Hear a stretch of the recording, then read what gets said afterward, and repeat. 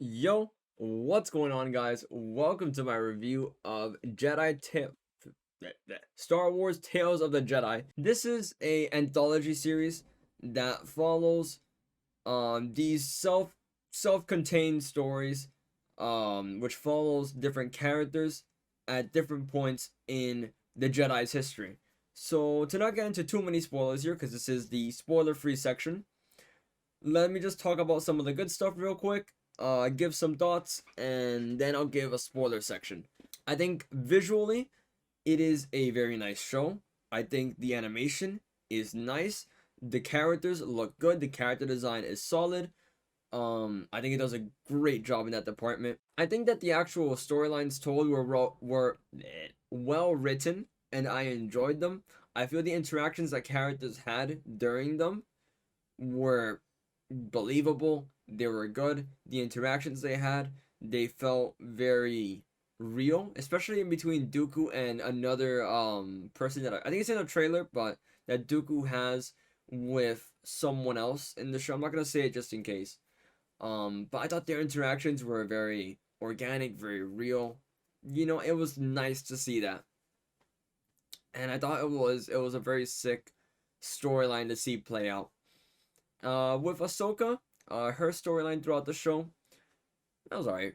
It was just alright. I don't think it told anything new necessarily in the Star Wars universe, but it was also not like a bad thing to see. It was cool. It was fascinating. I think I get into it more in the spoiler section, which I already like recorded the spoiler section. It's just because I'm redoing this section. So yeah, the music is nice. I think the music was good throughout the show. I know it's Star Wars, so you gotta mention the music at some point. Um, I honestly watching it, I barely heard it. Well, I mean, obviously it was there, but I barely like it. Barely stood out to me. There were moments where I was just watching it, and it was just like a nice experience. The music didn't really stand out. But there are moments in the show where it does stand out. There are moments where it like pops off. It's like, oh my god. Oh, they kind of went hard with it, especially during episode 4. I especially felt that. I was like, this this shit slaps. So overall, the music not bad. It's not out of this world either. It's just, yeah, it's solid. All right. So overall, how do I feel about the show? First, it's a little difficult to give it like a rating. It is an anthology series, so there is like just a bunch of shorts kind of put together into one show. So it feels a little bit more difficult to rate it all together like that. But still, with that in mind, it still is like a very solid package. I feel like there are some weaker points in the show, and it even feels a bit safe at times because it is following characters you already know a lot about, being Dooku and Ahsoka. But I do think those are very well told stories. And even though it still follows like a period of Star Wars we've seen so much about, being the Clone Wars and that like Star Wars period of time, which has also been spoken about a lot. Still not gonna hold that against it. I think it's good. I think it's still fun. I think it was still interesting, especially with Dooku's part of the story. I kind of wish we'd move away from that type of stuff in Star Wars, but like I said, I'm not gonna hold that against the show. Um, Overall, I will just give it an 8 out of 10. I think it's solid. The story is good. Visually, like I said, it's good. I think it's just a very good show. Alright, I'm gonna talk about spoilers real quick. I'm gonna get into spoilers. So, I'll make this kind of quick because this show is like not that long, so I probably shouldn't make like a long review on it either. I think the first episode, it was nice. It was just a nice episode. I think seeing young Ahsoka was kind of cool, and seeing her parents was sick. They kind of like do their thing. They go hunting. You see Ahsoka's mom fucking go hard with like a blaster thing and whack the shit out of a tiger. That was cool. And visually it looked really nice. I thought it was a little goofy when Ahsoka like kind of just reached out and like bonded with it. But the force works in mysterious ways, so I get it. But overall, pretty good episode. Ahsoka's mom was fucking sick. Yeah, let's move on to episode 2 now. Episode 2, had Dooku and Qui-Gon, and they kind of went to like this village town thing because a senator's son got kidnapped by the people in there, and then they were like, we're suffering, we need to like have better conditions. And then the Jedi come down here and they're like, hey, I'm here to do some diplomacy. And then the guy's like, the guy whose son got kidnapped comes up and he's like, what y'all doing here? Give me my son back. And it's about to kill his own people. And it's a very compelling story where you see like, these people like talking to the Jedi, conversing. You see Dooku like in his mind being like, oh my god, the Republic fucking sucks. And they don't care about people, and like questioning his loyalty to the Jedi Order because they don't help people, they don't keep the peace, they're just like blindly following the Republic. And you see his descent into this kind type of mindset play out, but you also see his turn to the dark side unfold. In this episode, he like force chokes. He's like, what? To the guy who pulls up, and I thought it was really cool. And then you have Qui-Gon like pull up, and it's like, hey, big man, I see what you're doing. I need you to calm down. And I thought it was cool. I thought it was cool to see Qui-Gon be kind of like level-headed there, and to see Dooku's like slow turn in a way, because it wasn't just like that. You see this turn, and this builds up until the next episode. So I say that this show, even though it's an anthology series, it does kind of build upon itself. Not really episode 1, but definitely episodes 2 to 4, and then episodes 5 to 6 of each other. They kind of like have this kind of storyline building up. So yeah, episode 3. Episode 3 focuses on Dooku again, going with Mace Windu to this galaxy, to this planet, to find out about a murder. And so the guy who lives there, right, he's kind of like shitty, I'm pretty sure.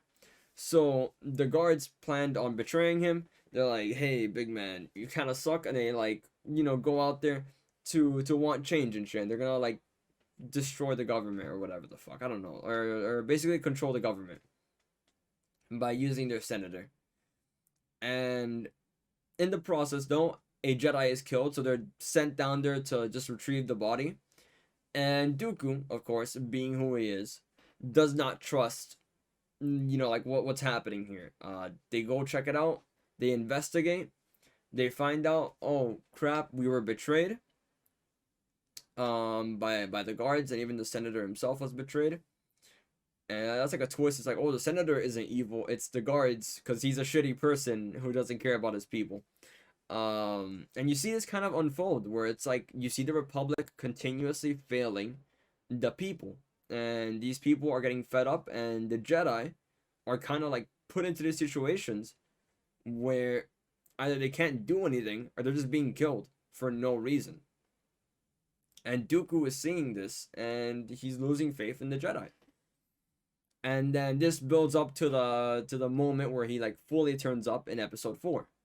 Where in episode 4, Dooku's like, bro, the Jedi fucking suck, like we need to get ready for the Sith. You guys are got this hubris. And you also see him deleting or starting to do things for Palpatine. Like deleting files and stuff and doing things for them. And this is because the Jedi just aren't doing it anymore, and he's trying to help the people, and he thinks that the only way to do that is to bring the Jedi down, since they are failing them. The Republic is failing them, and they are blinded by their faith in the Republic. So and they've lost their role as, they're not the same as they used to be. The Jedi are not the same. So we see him kind of like going down this path, and you also see a different character pull up, being Yaddle. Yaddle's like, hey, what's up? Sorry about your Padawan, by the way. They died. Fun fact, Qui-Gon died at this point in the story. So you already know that Dooku's already in like a bad place mentally. And then he goes to Palpatine, he's like, bro, I've done everything you want me to do. Because he's fed up. At this point, this is like Dooku's lowest, I imagine. lost his Padawan. The Order is failing him. Probably could have been preventable. Qui-Gon's death. That's what he's thinking. Maybe he failed himself. He has all these doubts, these fears. He goes to Palpatine. He's with Palpatine. He's doing these jobs. But you also have this connection he has with Yaddle, right? Which is another like Jedi in the council, kind of like talking to him, and like she seems kind of reasonable, you know. She's like, oh shit, man, you kind of right, bro. But come on, you need to pull up, you know, trying to like bring him in. He did not want to be brought in. They fought, and she dies. But you see this like this moment, which I think kind of like was really cool and kind of stood out to me, which is the parallels in between Dooku and Anakin, where both of these characters had this moment where Palpatine is like, do it, strike her down, kill her, you know, type shit, where Dooku kills Yaddle and kind of turns to the dark side. And that's like his like full push into it, where that's it. He thinks he's too far gone. He's done the unthinkable. He's killed the Jedi Master. And this is like a parallel to Anakin himself, who also did the same shit. And if you think about it even more, what Palpatine even wanted Luke to do, which is to kill his father. And even if you want to go even further with that, I know this might make some people mad, but with the sequels, what he wanted Rey to do, which is strike him down. You know, just like killing someone off and then that being like your full transition to the dark side. Which, a little flawed logic in episode 9, but we don't talk about that. But what's it called? It was still cool to see this like Palpatine cycle of how he turns people to the dark side, and how now there's like an actual pattern, and we could see that pattern, where it's like, oh, he just does this to people. It's like not personal. It's just, fuck you. I'm going to use you. That's what Palpatine done. He uses you, and all these people are Palpatine puppets. And to kind of see that unfold, I thought it was really cool. I thought that was a really cool thing to just kind of notice and point out. And then we wrap up the series with the final 2 episodes, which is already like dragging on a bit. I've been talking for a lot, so I'll make it quick. Ahsoka getting training from Anakin, cool interactions, seeing them talk, seeing their little banter was awesome. Ahsoka, fucking badass, getting back up and shit, fighting it off. Learning how to like block the stormtroopers, you know, blaster fire and stuff, because the Jedi's training Anakin believed wasn't like good enough, and she had to train with the clone troopers, and you know, I mean, he's kind of right. He's kind of based for that. And we see Ahsoka like develop, and you see like a little bit of a time skip as Ahsoka gets better and better at doing this exercise. And then we get the final scene, which is after all this training with the clone troopers, where they're like trying to shoot her to stun. We get the Order 66 moment, where the clone troopers are trying to kill her. and it was it was really sad. It was a really sad thing to see like Rex say like, oh, time to see if that training pays off, because it gives it like a new, you know, a new like meaning to that type of scene. It gives it like this new like, it makes it a little, it's, I don't know how to describe it, but it's odd. It's odd. I thought it was cool. It was cool. I don't know the exact word to describe it, but it was just cool to see that parallel and that moment kind of unfold like that. It was satisfying. That took way too long for me to get to that point. And then the final episode, Ahsoka's call to action again, to come back to fighting the Jedi, or to fighting for the Jedi. Jesus Christ, to fighting for the Resistance. Oh my God, fighting for the Resistance.